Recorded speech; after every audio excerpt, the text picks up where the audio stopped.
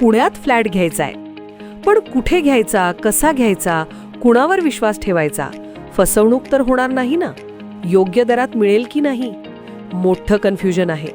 चला तर मग सर्व कन्फ्युजन दूर करण्यासाठी संपर्क साधूयात सारंग अहेर यांच्या रेरा रजिस्टर्ड ड्रीमोरा रियालिटीशी.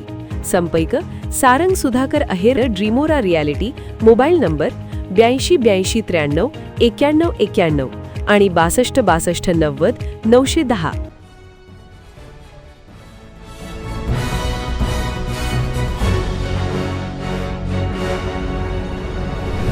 आपण पाहत आहात BCCN न्यूज. 35 कोटी रुपयांचं माझं कमिशन मी कार्यकर्त्यांना सोडून दिलं. संजय गायकवाड. तर माझ्या तोंडून चुकीने कमिशन हा शब्द निघाला.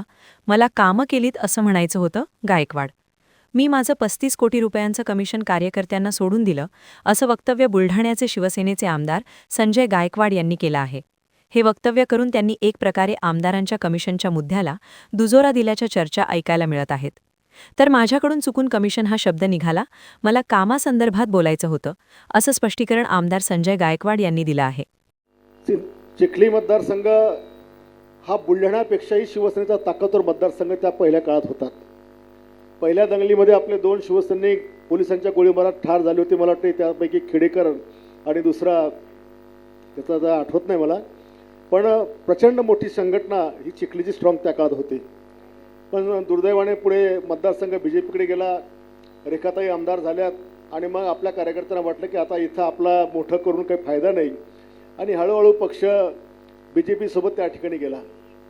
रेखाताईच्या 3 टर्ममध्ये कधीच सामान्य माणसाला, लोकांना कधी काही त्रास झाला नाही, कधीच नाही.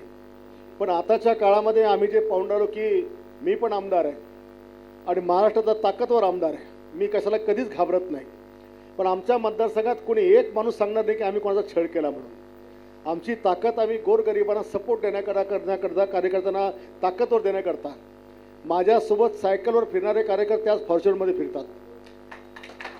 ही एवढी जवळपास 35 कोटी रुपयाचं माझं कमिशन मी कार्यकर्त्यांना सोडून दिलं की तुम्ही स्ट्रॉंग आहात, तुम्ही स्ट्रॉंग झाले तर मी स्ट्रॉंग त्या ठिकाणी होईल. माझ्या मतदारसंघात जवळपास असे काही कार्यकर्ते, मी उदाहरण सांगेन की मी एका गावात गेलो, मूर्ती नावाच्या गावामध्ये. जरा इथं बोलणं बंद करा.